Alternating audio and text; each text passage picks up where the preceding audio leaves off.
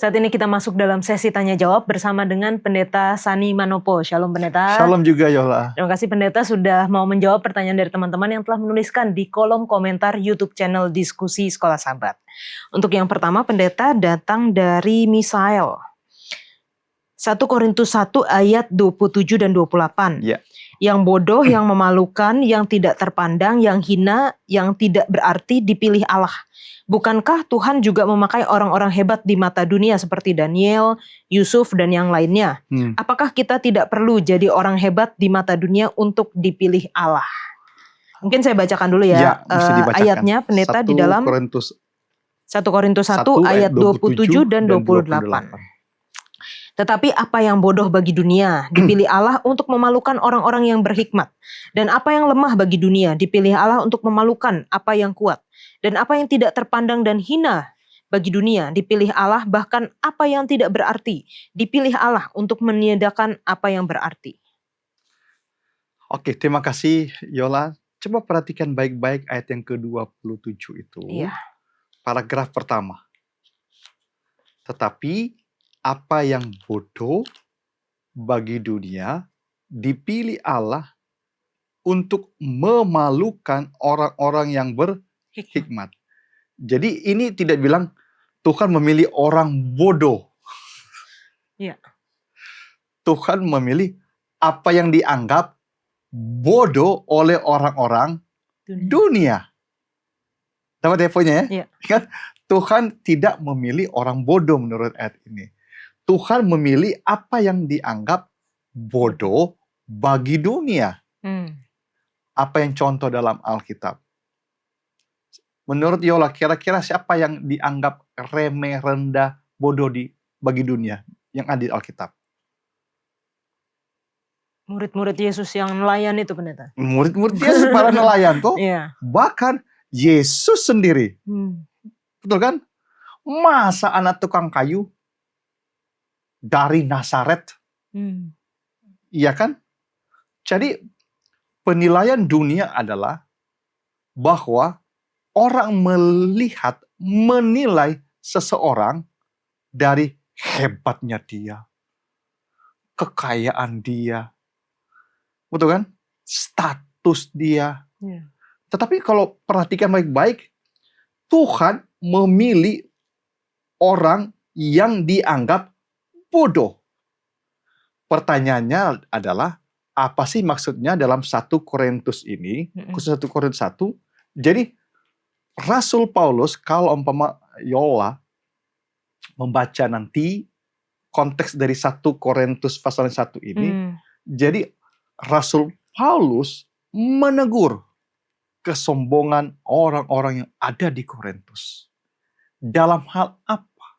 Satu, dalam hal mereka menganggap orang yang hebat itu adalah orang yang kaya.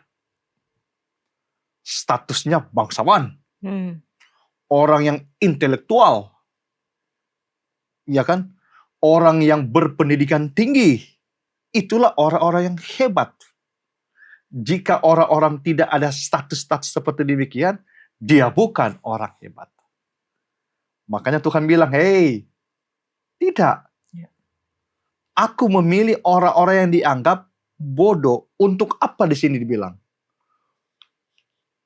Untuk memalukan orang-orang yang berhikmat.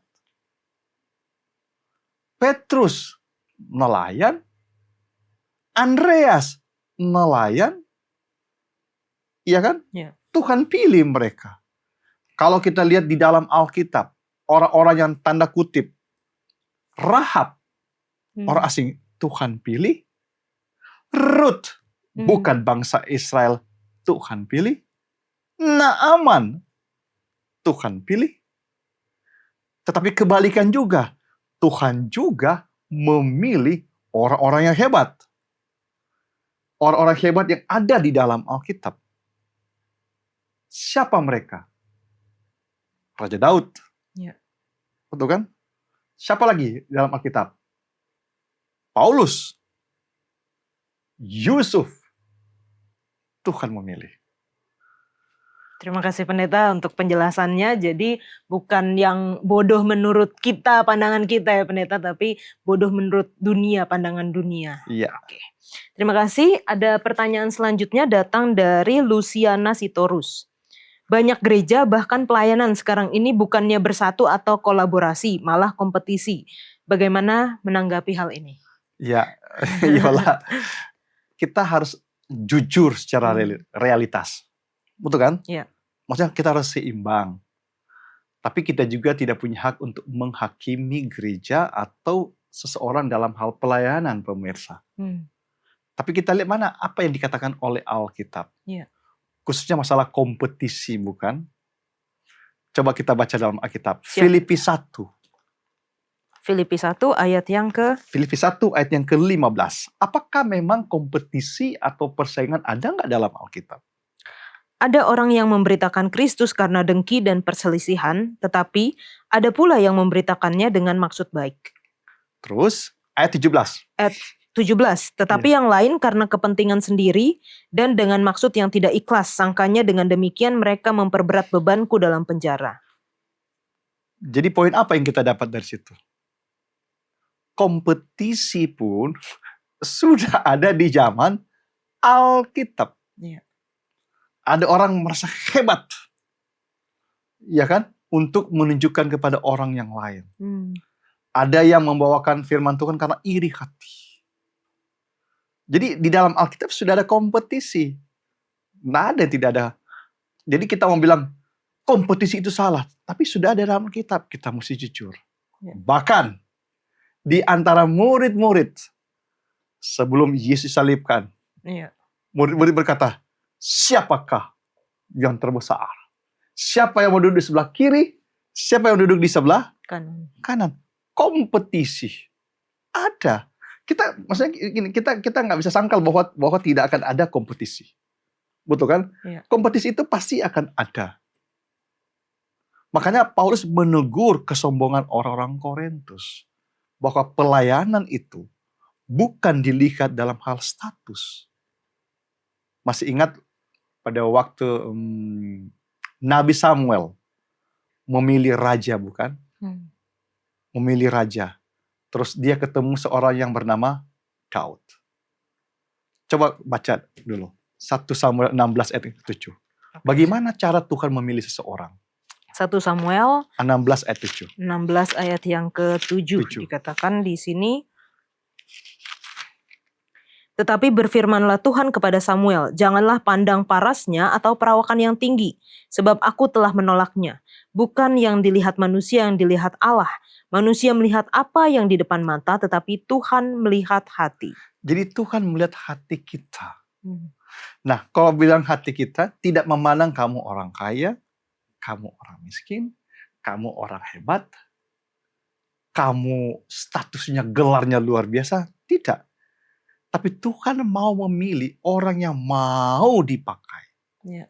Jika ia orang hebat, dia mau dipakai, puji Tuhan. Tapi jika andai kata dia pun orang yang sederhana, jika dia mau dipakai oleh Tuhan, puji Tuhan. Jadi lepas daripada status, gelar, jabatan, jika kita, pemirsa, mau dipakai oleh Tuhan, dan Tuhan lihat hati kita, maka dia bisa memakai kita. Bisa memakai kita. Makanya, ada dua kata yang sering kita dengar dalam bahasa Inggris. Satu excellence, satu competition. Betul kan? Yeah. Excellence, keunggulan, competition, kompetisi. Kalau keunggulan adalah dia mau melakukan yang terbaik untuk Tuhan.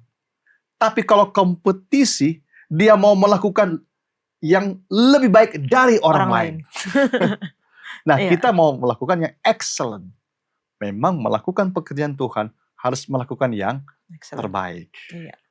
Terima kasih Pendeta untuk jawabannya. Kiranya ini dapat memberikan pencerahan ya dan pengertian bagi teman-teman yang bertanya. Dan kalau masih ada pertanyaan selanjutnya terkait dengan pelajaran kita sepanjang triwulan ini, yaitu kitab 1 dan 2 Korintus, tinggalkan di kolom komentar YouTube channel Diskusi Sekolah Sahabat dan kita akan membahasnya. Kita kembali ke studio.